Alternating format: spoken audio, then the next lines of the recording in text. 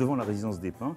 Le général Gouraud est assis sur le tableau, il est debout, et là, donc, il est entouré de dignitaires libanais, et donc c'est la proclamation du Grand Liban. Alors donc, on vit avec le poids de cette histoire, mais c'est aussi une maison qui est très belle, je veux dire, qui est une grande maison, qui est une maison accueillante, qui est située à un endroit un peu central dans Beyrouth, un petit peu aussi sur des lignes de faille, si j'ose dire, donc plein d'histoires. Entre l'ambassade qui est rue de Damas et la résidence qui est ici, je veux dire, on est dans une zone qui a été très troublée.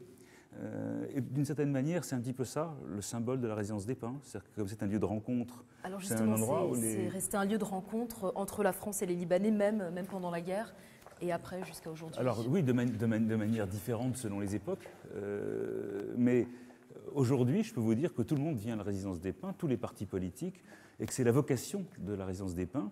C'est une maison des Français et de tous les Libanais, et donc tous ceux qui aiment le Liban, la relation franco-libanaise. Donc c'est une maison et qui est très accueillante. Et vous disiez que pendant la guerre, ça avait été un lieu de rassemblement. J'étais au cabinet du ministre Roland Dumas en juillet 1990, donc après la fin de la guerre civile, on était surtout la fin des combats interchrétiens, qui était le dernier épiphénomène. Et nous avons ouvert la résidence des Pins le 14 juillet, en bas et en haut, pour permettre à tous les Libanais de venir. On a déminé, parce qu'à l'époque, cette maison était en ruine, et il y a eu un 14 juillet dans lequel tous les Libanais se sont retrouvés en arrivant de différents quartiers de la ville, de l'Est et de l'Ouest, pour se retrouver à la résidence des Pins. Et à l'époque, René Alla, qui était notre ambassadeur, a lu un discours au nom de Roland Dumas.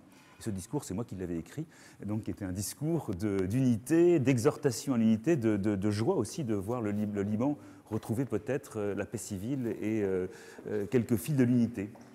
Beaucoup de monde qui vient ici. Donc on devrait tenir un livre d'or, mais ce serait très vite un livre extrêmement épais, puisqu'on reçoit en permanence. On peut aller dans la grande salle à manger, qui est l'endroit où il y a beaucoup de grands dîners, de débats, parce que c'est un endroit où on débat beaucoup aussi. On fait de tout ici dans cette résidence. Le mobilier art déco, une très belle tapisserie des Gobelins qui est là. Et voilà. Et en même temps, c'est sobre. Voilà. Donc on n'est pas dans c'est pas un décor qui s'impose. Les lustres sont faits en verre de Murano. Tout a été fait, encore les tapis, tout a été fait sur mesure pour cette résidence. Je ne vous montrerai pas mes appartements privés, ni ce qu'on appelle l'hôtel, qui est la partie où on loge, donc oui, on héberge. Une chambre, une suite pour accueillir les invités. Pratiquement tous les ministres français qui sont venus en visite ici ont logé ici. Donc en général, on loge ici, on héberge nos visiteurs, les députés français, les sénateurs français, les ministres français. Alors là, on remarque voilà, un nombre de photos des différents postes que vous avez pu occuper ces dernières années. Est-ce que vous pouvez peut-être en choisir une, nous raconter une anecdote sur une certaine photo? Il y a une photo que j'ai particulièrement à cœur, ou plutôt une combinaison de deux photos. Ce serait ces deux-là. C'est la photo de mon père, présentant ses lettres de créance à l'émir du Koweït en 1975, qui était cher Sabah Salem, qui est décédé. Et ça, c'est la photo prise 25 ans après, du fils de mon père, de moi-même, présentant ses lettres de créance au successeur de l'émir, qui est Cher Jaber, qui était le successeur de Cher Ahmed Salem. Et il se trouve que quand j'étais au Koweït, le ministre des Affaires étrangères était le fils de Sabah Salem, Mohamed Sabah Salem. Et est-ce que c'est pour ça que vous avez voulu devenir diplomate? Vous vouliez c'est parce que mon père était diplomate, oui. Je pense très simplement, je veux dire, par admiration effectivement pour mon père quand j'étais enfant. Et donc j'ai écrit dans une rédaction en CM1. On m'a dit, la maîtresse nous demandait quel métier nous voulions exercer plus tard, et j'ai dit, moi je voudrais être diplomate. Comme papa. Voilà. Alors ici on est dans le salon ottoman, qui est une des plus belles pièces, ouais. C'est une de mes préférées, parce qu'elle est d'abord, il y a une fontaine, et qu'on est tous attachés, quand on est en Orient, l'eau. Et l'eau qui coule, c'est quelque chose d'important. Et donc on a cette fontaine qui produit une musique très agréable. Et puis un décor donc, qui a été, alors malheureusement, très refait, puisqu'il avait été abîmé, mais qui était une pièce extrêmement agréable, avec un décor un petit peu de type un peu mamelouk, beaucoup plus récent, mais avec ces mélanges de marbre, et puis des boiseries très belles. Et puis ça donne sur le jardin, ce qu'on appelle le péristyle. Donc c'est une pièce qui en même temps en été ou au printemps, je veux dire, donne sur les très jolis arbres qu'il y a dans le jardin. Dans le jardin, on peut peut-être y aller. Oui. Là, à la place, si j'ose dire, du palais, sur cet escalier qui a été, du haut de cet escalier qui a été proclamé le Grand Liban. Voilà, et donc on a la plaque ici qui commémore cet événement. Donc c'était le 1er septembre 1920, voilà. Donc on a ici, voilà une image que beaucoup de Libanais connaissent à travers leurs livres d'histoire. Voilà, alors quand on a des visiteurs libanais ou des enfants d'école, on les amène ici, on leur montre un petit peu la matérialisation de cet acte de foi des Français dans le Liban et qui a donné le Liban dans ses frontières d'aujourd'hui. Donc c'est un moment important. Je vous en prie. Monsieur l'ambassadeur, vous avez pris vos fonctions à Beyrouth en mai 2012, donc il y a bientôt 2 ans. Avant cela, vous étiez directeur pour le Moyen-Orient et l'Afrique du Nord au Quai d'Orsay. Vous avez également été ambassadeur dans le Golfe, notamment au Koweït, à Abu Dhabi. Ce que beaucoup de Libanais ne savent pas, c'est que vous êtes un expert sur la région. Vous êtes vraiment un diplomate arabisant. D'où vous vient cette fascination pour cette région? Moi, je méfie toujours des termes d'expert. Donc on a une spécialisation. Après, qu'est-ce qu'on sait? Je veux dire, on a toujours l'impression de ne pas en savoir, de ne jamais en savoir assez, de ne jamais avoir toutes les clés. Non, j'appartiens à ce qu'on appelle au Quai d'Orsay le corps d'Orient. Donc on entre au ministère par un concours qui s'appelle le concours d'Orient, donc qui est un concours qui suppose une spécialisation avant d'entrer dans le ministère. Donc il y a plusieurs sections. Donc c'est un héritage, c'est déjà assez ancien. Donc l'orientalisme français. Donc il y a une section avec l'arabe comme langue principale, une section avec le russe comme langue principale, et une autre section avec le chinois, le japonais ou le hindi comme langue principale. Et donc je suis entré, moi, par le concours qu'on appelait autrefois Orient-Afrique, avec l'arabe et le persan comme langue orientale. Alors d'où m'est venue cette passion? Elle m'est venue d'un exemple très proche, qui était l'exemple paternel.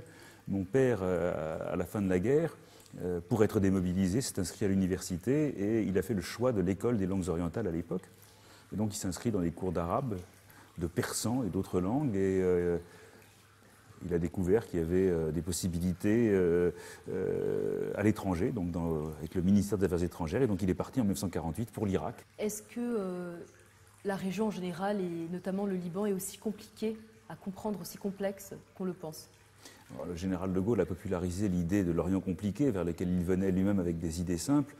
Je pense que, oui, il est compliqué, bien entendu, mais quelle situation ne l'est pas? Il n'y a pas que le Proche-Orient qui soit toujours compliqué. Je pense qu'il faut admettre le degré de complexité, d'abord pour admettre sa propre modestie face à une situation, la difficulté de toujours tout appréhender et bien comprendre. En même temps, ne pas toujours tomber dans l'excès de complexité. C'est-à-dire que puisque tout est compliqué, on ne pourrait pas trouver de solution. Et j'ai parfois rencontré des amis dans cette région qui disaient « mais arrêtez de traiter le Moyen-Orient comme s'il était différent du reste du monde. Les mêmes principes s'appliquent partout, il y a des principes universels. Donc il faut cesser de vouloir appliquer des solutions différentes, moins bonnes, plus relatives sur certains principes, parce que la région serait différente. Donc je crois qu'il faut trouver le bon équilibre entre ce qui est la complexité. Bien entendu, le Moyen-Orient est complexe, il est compliqué. Loin de moi l'idée de le nier. Et en même temps, il faut quand même aussi garder parfois des réflexes un petit peu généraux, c'est-à-dire une certaine distance, ne pas entrer toujours dans la boîte, dans la cuisine, dans cette complexité. Quand je suis entré au Quai d'Orsay, je n'imaginais pas que je puisse être un jour ambassadeur au Liban. Ça me paraissait inaccessible, c'est une espèce d'Everest. C'était un poste trop important pour le modeste jeune agent que j'étais. Et donc, quand le moment est venu qu'on me propose Beyrouth comme point de chute, comme ambassade, ça a été un grand honneur. Donc c'était un moment de profonde joie de pouvoir représenter mon pays au Liban. Donc un regard aussi parfois, nous parlons toujours à nos amis le langage de la vérité, de la sincérité.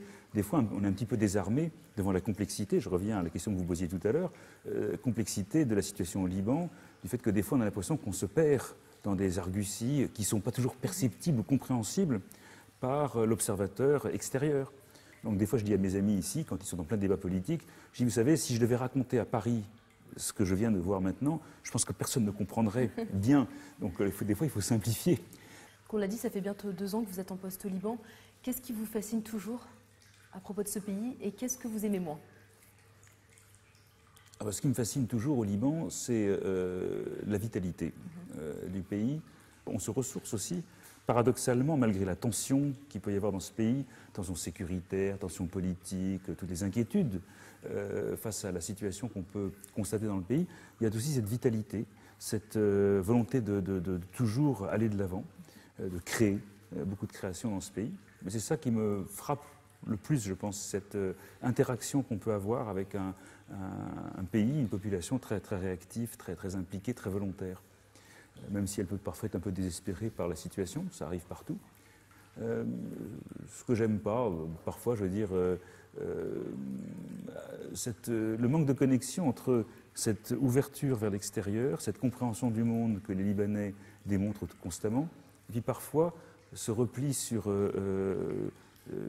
la vie locale, le microcosme libanais, comme si le reste du monde n'existait pas. Donc un peu un paradoxe, cette ouverture, puis parfois, et des fois l'impression que nos amis peuvent se prendre eux-mêmes au piège d'un débat complètement déconnecté, parfois, du moins pour ce qui nous apparaît nous, déconnecté du monde extérieur. Il y a un sens de la mission, du travail que nous faisons ici, et c'est ça qui est important. Donc on est toujours dans le positif. Positif, ça ne veut pas dire qu'on est béat d'admiration et que tout va bien. C'est-à-dire qu'on est dans l'action et qu'on regarde toujours la meilleure façon dont on peut répondre aux questions qu'on nous pose. Alors quelle est cette mission de l'ambassade de France ? D'abord, c'est une mission, encore une fois, je reviens à des choses très simples. Vous savez, il faut partir de principes simples, d'amitié. Cette relation qui est un véritable millefeuille entre la France et le Liban. Toutes ces coopérations croisées. Et je crois s'être aux côtés de nos amis, je veux dire, pour aider partout où on peut aider. Alors on peut aider, comme on l'a fait au Conseil de sécurité, sur le plan international, c'est-à-dire rassembler. Et la France, en général, joue un peu ce rôle d'amis du Liban qui va chercher le soutien de la Russie, des États-Unis, un certain nombre de principes. Non pas qu'eux n'y pensent pas eux-mêmes, mais c'est un peu notre fonction de rassembler. On fait aussi ce travail, je veux dire, par tous les contacts que nous prenons avec toutes les puissances de la région. Non pas pour nous ingérer, mais au contraire pour porter des messages de bon sens. Protégeons le Liban des influences des conflits extérieurs, etc. Et nous savons à quel point le Liban, et malheureusement souvent historiquement, a été perméable, a été un petit peu victime de tous ces conflits. Et puis il y a la mission donc, quotidienne ici qui est de travailler, d'appuyer, non pas de nous ingérer. On n'est pas là pour dire comment doit être fait le gouvernement, qui doit être président, comment doit être la loi électorale, etc. On nous demande toujours notre avis. Non, nous disons que ce sont les Libanais qui doivent décider, et nous nous situons à un niveau, je dirais, d'amis, de conseil. C'est-à-dire que oui, vous devez avoir un gouvernement. Ce gouvernement, s'il peut être l'expression d'un accord entre les Libanais, tant mieux, c'est ce qui s'est passé d'ailleurs. Mais nous n'avons pas à dicter des formules. Donc nous sommes au contact de tout le monde. Je crois que notre vocation au Liban, c'est de parler à tout le monde. Nous parlons à tous les Libanais, je vous l'ai dit, nous sur tout le territoire libanais, mais nous parlons aussi à tous les partis politiques libanais, tous ceux qui ont une représentativité, qui sont au Parlement, qui ont un rôle dans la vie politique libanaise. Donc nous n'avons pas d'exclusif. Tout le monde vient à la résidence, je vais chez chacun. Nous déplaçons sur le territoire autant que nous pouvons le faire. C'est ça notre vocation. Donc c'est d'être au contact du Liban dans toute sa diversité, toute sa complexité. Et puis proposer des solutions, donc dans le domaine de l'éducation, de la culture, de la réforme administrative, de la formation. Donc nous sommes en contact tous les jours avec cette société libanaise. On a 2 ou 3 missions chaque semaine pour débattre avec nos amis libanais des différentes formes de coopération. Donc c'est un petit peu ça l'esprit de notre travail.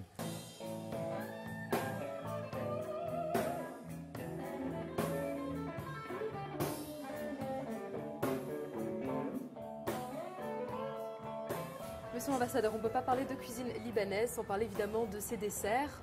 On a enquêté et on a appris que vous aimiez en particulier la hochta et les bourmas. Alors j'espère qu'on ne s'est pas trompé. Non, non, c'est tout à fait vrai. J'aime beaucoup les bourmas. Je ne sais pas quand ça remonte d'ailleurs. C'est une vieille histoire. Et quand je vois, depuis que je connais les bourmas, quand je repère les bourmas d'une boîte de pâtisserie ou d'un plateau de pâtisserie, c'est vers les bourmas que je me dirige toujours. Voilà, donc c'est une vieille histoire. Je ne sais pas quand ça remonte. Mais je suis resté fidèle aux bourmas. Puis la hechta, j'aime beaucoup ça parce que c'est frais, même si ce n'est pas ce qu'on peut qualifier de plus léger quand on doit faire du sport ou voilà. Mais il y a beaucoup de bons desserts. Je vous rassure, j'aime aussi beaucoup d'autres desserts libanais, voilà, qui sont fameux. La cuisine libanaise étant ce qu'elle est, on a le choix. Bah, je pense qu'on peut dire la même chose de la cuisine française. Ça ne doit pas être facile de comparer les deux. Est-ce que vous avez une préférence Non, ça dépend des moments. Il y a des plats libanais que j'aime beaucoup, mais ce n'est pas forcément des choses compliquées. Il y a des choses auxquelles on est attaché. Moi, j'aime beaucoup la coupe benaye depuis toujours. C'est une chose. Et puis j'aime beaucoup la poutargue, le batrach. C'est des choses que j'aime beaucoup. Donc ce n'est pas forcément des choses très travaillées. C'est des choses que j'aime beaucoup pour, voilà, avec un petit verre d'arak. C'est agréable. Moi, j'aime beaucoup, mais il y a une grande variété. Effectivement, on peut manger de tout. Ça dépend du moment, ça dépend de l'humeur, ça dépend du temps. Voilà.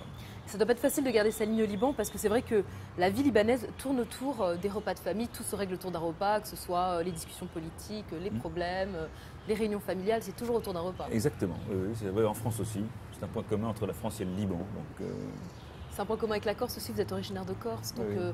La culture méditerranéenne peut-être Ah, ben, il y a beaucoup de points communs entre la Corse et le Liban, oui, c'est la Méditerranée, comme vous l'avez dit. Il y a des choses, des paysages, des attitudes, des traits de comportement culturels aussi qui sont effectivement très proches. Pas la cuisine. La cuisine corse est assez différente, quand même, très fondée sur la charcuterie. Voilà. Le sanglier, les fromages. Les cochons sauvages. Cochons, oui, ça me fait penser à Astérix d'ailleurs. D'accord, bon, bah, je vous en prie, on va goûter On va et goûter, voir. très bien. Voilà. Moi, ça, les bourmages, je les mange avec les doigts, je suis désolé. Ah oui, mais je suis tout à fait d'accord. Il n'y a pas de couteau de toute façon. Donc, qu'est-ce que vous lisez en ce moment? Donc j'ai lu le dernier Astérix, bien sûr. Astérix chez les Pictes. Oui. Non, mais je lis beaucoup. J'ai beaucoup lu de livres d'auteurs libanais. Vous lisez en arabe ou qu'en français? Non, je lis la presse en arabe. Il m'arrive de lire des articles en arabe, mais pas tellement. Non, la littérature moins. Donc j'ai lu un certain nombre d'auteurs libanais, dont sans grande originalité. D'ailleurs, Amin Malouf, dont je n'ai pas lu tous les ouvrages, donc je rattrape. Mais Sharif Majdalani, dont j'ai lu un des ouvrages récemment, ou encore Yami Yared. Donc j'ai lu aussi beaucoup d'ouvrages de témoignages, de mémoires, d'hommes politiques libanais, de femmes politiques, et pour mieux comprendre comment se fait cette histoire libanaise, comment les uns et les autres réagissent, vivent leur propre histoire. Puis je lis aussi beaucoup de littérature française. Je lis très peu de livres sur le Proche-Orient parce que on vit beaucoup dans ça toute la journée, donc j'aime bien m'évader. Et donc je préfère lire des romans. Et donc je lis beaucoup de littérature.